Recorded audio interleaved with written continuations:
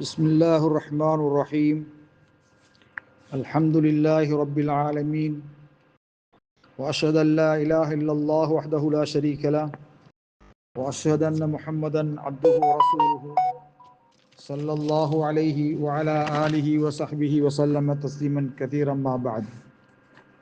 கண்ணியத்துக்குரிய சகோதரர்களே, இன்றைய பாடம் ஸலாத்துல் ஜமாஅ, கூட்டுத் தொழுகை. அதில் முதலாவது பாடமாக ஹுக்மு ஸலாத்துல் ஜமாஅ, கூட்டுத் தொழுகையின் சட்டம் என்ன, ஜமாஅத்தோடு சேர்ந்து தொழுவது கட்டாயமா, ஃபர்து ஐனா, ஒவ்வொருத்தர் மீதும் கட்டாயமாகுமா அல்லது சுன்னத்தா முஸ்தஹப்பா என்பது சம்பந்தமாக அல் குர்ஆன் சுன்னாவுடைய கண்ணோட்டத்தில் தெளிவாக சட்டத்தை சொல்ல விரும்புகின்றேன்.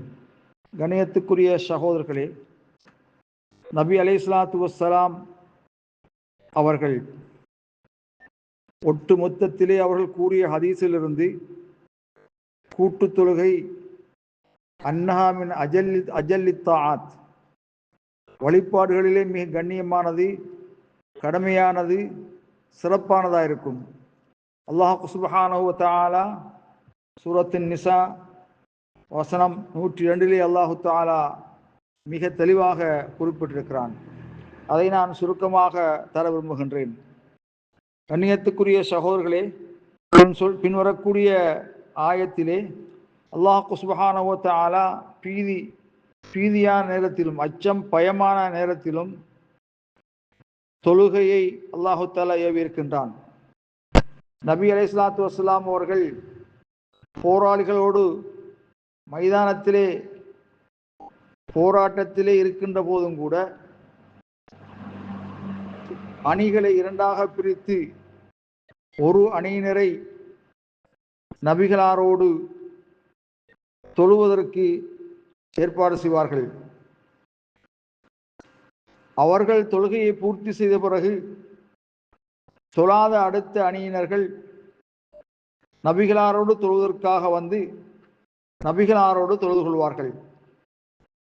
கண்ணியத்துக்குரிய சகோதரர்களே, போர்க்களத்திலேயும் கூட நபி அலைஹிஸ்ஸலாத்து வஸ்ஸலாம் அவர்கள் போராளிகளை இரு குழுக்களாக பிரித்து முதலில் ஒரு குழுவினரையும் அவர்கள் தொழுகையை முடித்து சென்ற பிறகு அடுத்த குழுவினர் நபிகளாரோடு சேர்ந்து தொழுவதையும் அல்லாஹு தஆலா கடமையாக்கியிருக்கின்றான். கண்ணியத்துக்குரிய சகோதரர்களே, சஹீஹான பல எண்ணிக்கையான ஹதீஸ்களிலே உஜூபு ஸலாத்தில் ஜமாஅத்தி, கூட்டுத் தொழுகை கட்டாயம் என்பதை வலியுறுத்தி கொண்டிருக்கிறது. உதாரணமாக நபி அலைஹிஸ்ஸலாத்து வஸ்ஸலாம் சொன்னார்கள், லகது ஹமம்து அன் ஆமுர பிஸ்ஸலா ஃபதுகாம். நீண்டதொரு ஹதீஸ்.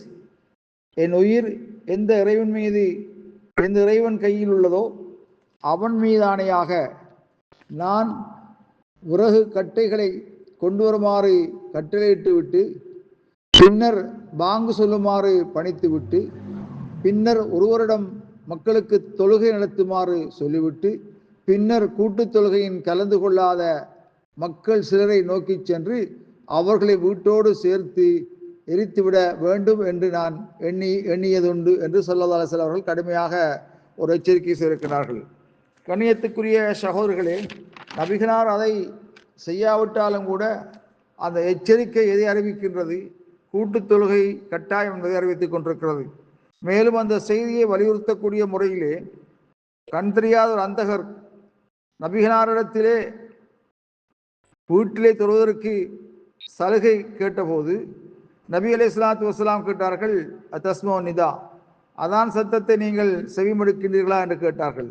ஆம், அப்படி என்றால் ஃபாஜிப், நீங்கள் கட்டாயமாக கூட்டுத் தொழுகைக்கு பள்ளியிலே கலந்து கொள்ள வேண்டும் என்ற செய்தியை நபி அலைஹிஸ்ஸலாத்து வஸ்ஸலாம் அவர்கள் வலியுறுத்தினார்கள். கண்ணியத்துக்குரிய சகோதரர்களே,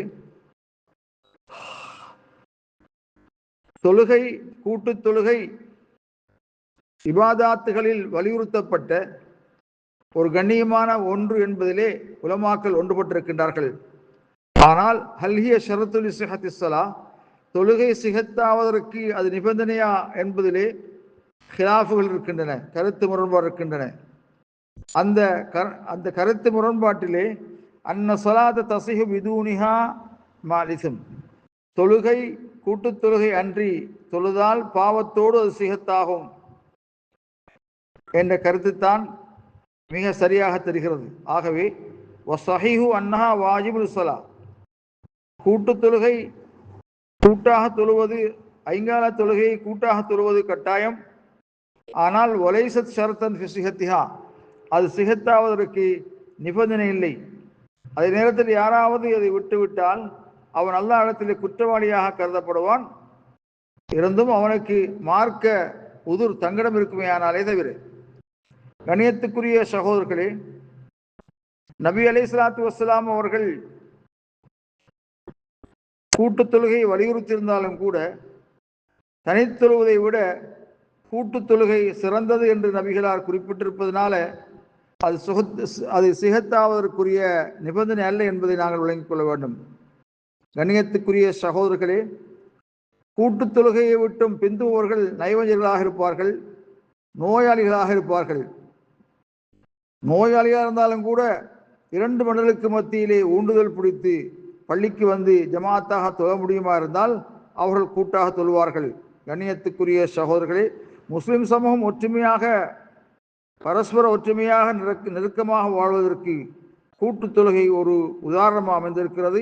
எல்லாமல் அல்லாஹ் சுப்ஹானஹு வ தஆலா கூட்டு தொழுகையை, அந்த ஐங்கால தொழுகையை கூட்டாக தொழுவதற்கு எனக்கும் உங்களுக்கு அருள் செய்வானாக. ஆஹிர் தஅவானா அல்ஹம்துலில்லாஹி ரப்பில் ஆலமீன்.